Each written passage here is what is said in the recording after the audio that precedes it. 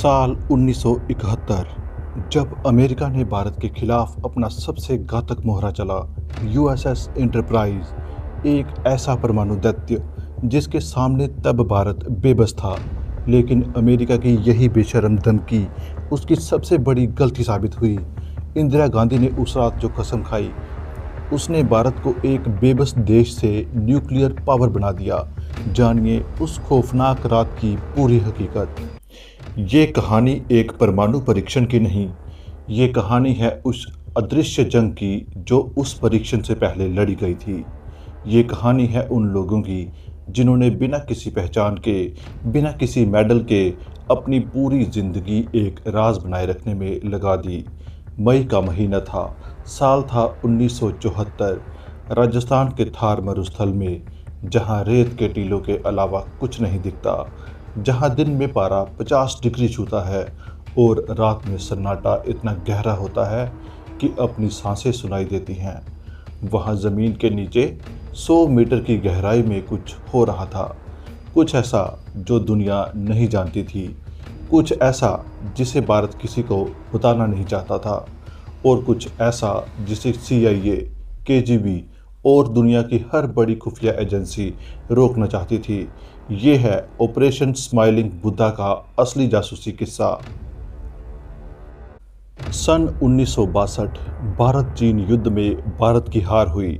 नेहरू जी टूट गए, सेना कमज़ोर थी और 2 साल बाद 1964 में चीन ने अपना पहला परमाणु परीक्षण कर दिया। लोप नार के रेगिस्तान में एक धमाका हुआ और भारत की सुरक्षा नीति की नींव हिल गई। उस वक्त भारत के प्रधानमंत्री लाल बहादुर शास्त्री थे। उन्होंने डॉक्टर होमी जहांगीर भाभा को एक काम सौंपा, भारत को परमाणु क्षमता देने का काम। भाभा ने कहा, हम 3 साल में कर सकते हैं। लेकिन 1966 में एक विमान दुर्घटना में भाभा की मौत हो गई। शास्त्री जी पहले ही जा चुके थे ताशकंद में रहस्यमय परिस्थितियों में, और भारत का परमाणु सपना थम सा गया। फिर आई इंदिरा गांधी। 1971 में बांग्लादेश युद्ध जीतने के बाद इंदिरा गांधी की छवि तो मजबूत हुई, लेकिन उन्हें पता था कि असली ताकत वो होती है जो दुश्मन को सोचने पर मजबूर कर दे, लड़ने से पहले ही। उन्होंने एक फैसला किया, भारत परमाणु परीक्षण करेगा, लेकिन ये फैसला दुनिया को पता नहीं चलना चाहिए। और यहीं से शुरू होती है वो जासूसी कहानी जो आज भी पूरी तरह दर्ज नहीं है। डॉक्टर राजा रमन्ना को इस मिशन की जिम्मेदारी दी गई।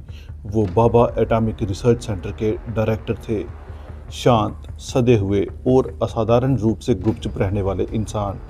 उनके साथ थे doctor PK Iyengar, doctor R Chidambaram और कुछ और वैज्ञानिक जिनके नाम आज भी उतने मशहूर नहीं जितने होने चाहिए थे। इन सबको एक काम दिया गया, परमाणु बम बनाओ, लेकिन इस तरह बनाओ कि CIA को खबर ना हो। ये आसान नहीं था। CIA उस वक्त दुनिया की सबसे ताकतवर खुफिया एजेंसी थी। अमेरिका नहीं चाहता था कि भारत परमाणु शक्ति बने, क्योंकि उससे पूरा दक्षिण एशिया का समीकरण बदल जाता, और CIA के पास भारत के अंदर एक मजबूत नेटवर्क था। तो सवाल ये था, CIA की नज़रों से बचते हुए एक परमाणु उपकरण कैसे बनाया जाए, उसे पोखरण तक कैसे पहुंचाया जाए और ज़मीन के 100 मीटर नीचे उसे कैसे दबाया जाए बिना किसी को शक हुए। इसके लिए जो योजना बनाई गई वो किसी जासूसी उपन्यास से कम नहीं थी। पहली चाल, पहचान छुपाना।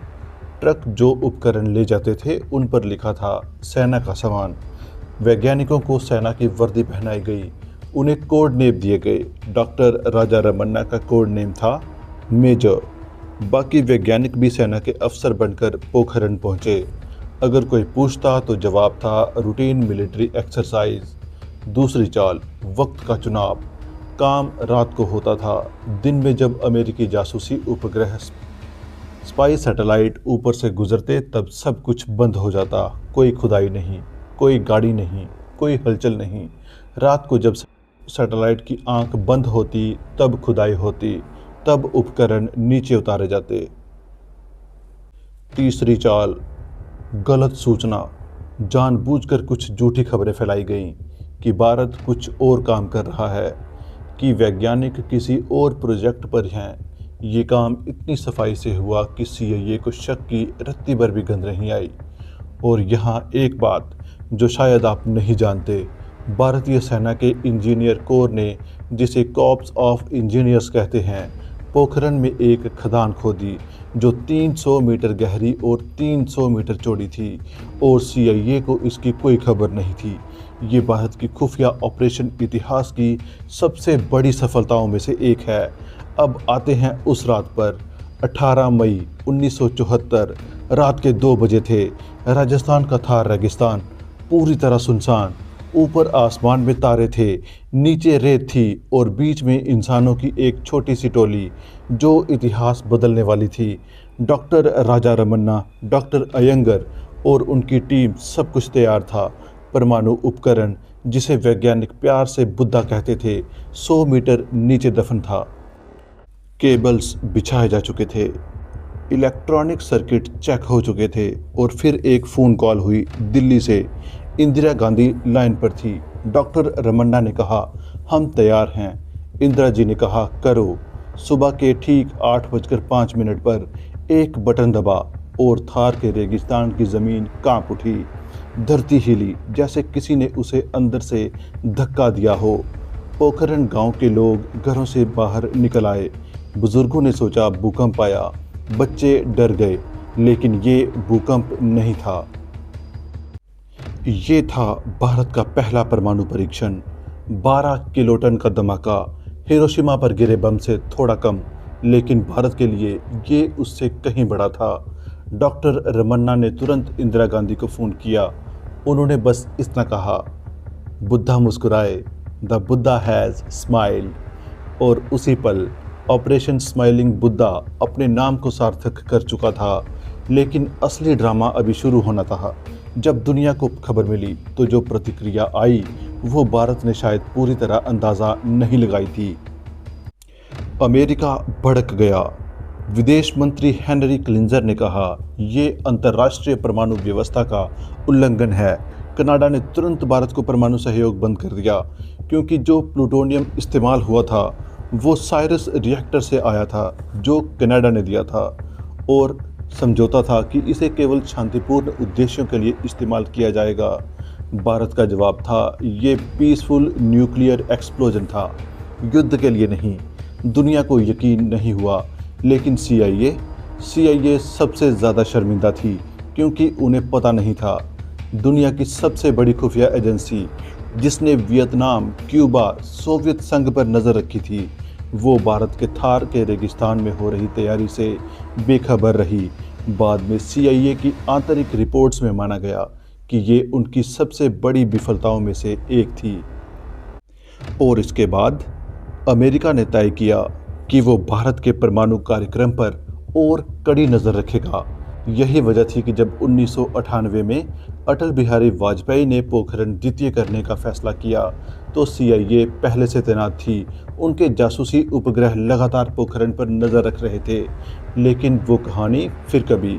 अभी उसे एक इंसान की बात करते हैं जिसके बारे में बहुत कम लोग जानते हैं। उनका नाम था डॉक्टर पी.के. अयंगर। ये वो शख्स थे जिन्होंने परमाणु उपकरण का असेंबल किया था, यानी बम को जोड़ने का काम उन्होंने किया था। एक इंटरव्यू में उन्होंने कहा, जो आज भी रोंगटे खड़े कर देती है।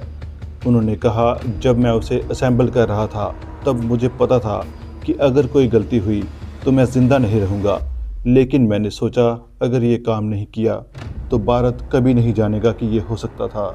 ये वैज्ञानिक था, ये देशभक्त था, ये इतिहास का एक गुमनाम नायक था। और एक और नाम जिसे और भी कम लोग जानते हैं, भारतीय सेना के तत्कालीन प्रमुख जनरल जी बेवूर ने इस पूरे ऑपरेशन में लॉजिस्टिक्स की जिम्मेदारी उठाई। उन्होंने सुनिश्चित किया कि उपकरण सुरक्षित पहुँचें, खुदाई समय पर हो और सब कुछ एक मिलिट्री एक्सरसाइज की आड़ में हो। उन्हें कभी कोई खास पुरस्कार नहीं मिला।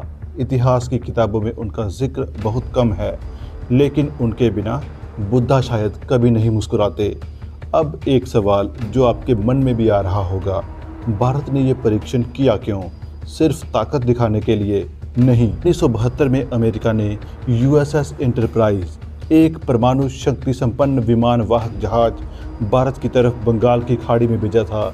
ये बांग्लादेश युद्ध के दौरान था। ये एक धमकी थी, सीधी, स्पष्ट और बेशर्म। भारत के पास उस वक्त कोई जवाब नहीं था। इंदिरा गांधी उस रात सो नहीं पाई थीं और उसी रात उन्होंने तय किया, भारत को ऐसी ताकत चाहिए जो किसी यूएसएस एंटरप्राइज को रोक सके।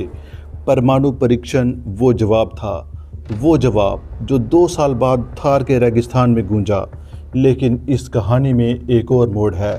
परीक्षण के बाद भारत ने ऐलान किया कि वो परमाणु हथियार नहीं बनाएगा। ये केवल शांतिपूर्ण विस्फोट था। बहुत से लोगों ने इस मंशा पर सवाल उठाए। कुछ ने कहा ये दोहरापन है, कुछ ने कहा ये रणनीतिक चतुराई है। लेकिन एक सच ये भी है, भारत उस वक्त आर्थिक रूप से कमज़ोर था। परमाणु हथियारों का पूरा कार्यक्रम चलाना, उसकी देखरेख करना, उनकी डिलीवरी सिस्टम बनाना, ये बहुत महंगा था और अंतर्राष्ट्रीय दबाव इतना कि भारत को कदम पीछे खींचने पड़े। 24 साल तक भारत ने कोई और परमाणु परीक्षण नहीं किया। 24 साल की खामोशी, जब तक 1998 में पोखरण द्वितीय नहीं हुआ। लेकिन 1974 में जो हुआ वो सिर्फ एक धमाका नहीं था, वो एक संदेश था। वो संदेश था उन लोगों के लिए जो यूएसएस एंटरप्राइज बेचते हैं। वो संदेश था उन लोगों के लिए जो सोचते थे कि भारत एक कमज़ोर देश है। वो संदेश था उन लोगों के लिए जो भारत को परमाणु तकनीक देने से इनकार करते थे। भारत ने कहा हम खुद कर सकते हैं। और उस दिन 18 मई 1974 ये साबित हो गया। थार के रेगिस्तान में रेत के टीलों के नीचे एक बुद्धा मुस्कुराए थे और उस मुस्कान ने दुनिया का नक्शा हमेशा के लिए बदल दिया। वो वैज्ञानिक जिन्होंने सेना की वर्दी पहनी, वो इंजीनियर जिन्होंने रात के अंधेरे में खदान खोदी, वो ड्राइवर जिन्होंने उन ट्रकों को रेगिस्तान में चलाया जिनका माल उन्हें खुद नहीं पता था, ये सब गुमनाम रहे। उनके नाम इतिहास की किताबों में नहीं हैं, लेकिन इनकी वजह से भारत आज वो भारत है जो है।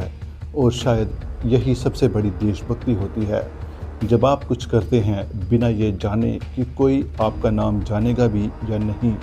ऑपरेशन स्माइलिंग बुद्धा ये सिर्फ एक परमाणु परीक्षण नहीं है, ये उन लोगों की कहानी है जिन्होंने अंधेरे में रोशनी की। ये उस भारत की कहानी है जो दुनिया को बताना चाहता था, हम हैं, हम यहाँ हैं और हम तैयार हैं। बुद्धा मुस्कुराए थे और उस मुस्कान की गूंज आज भी सुनाई देती है।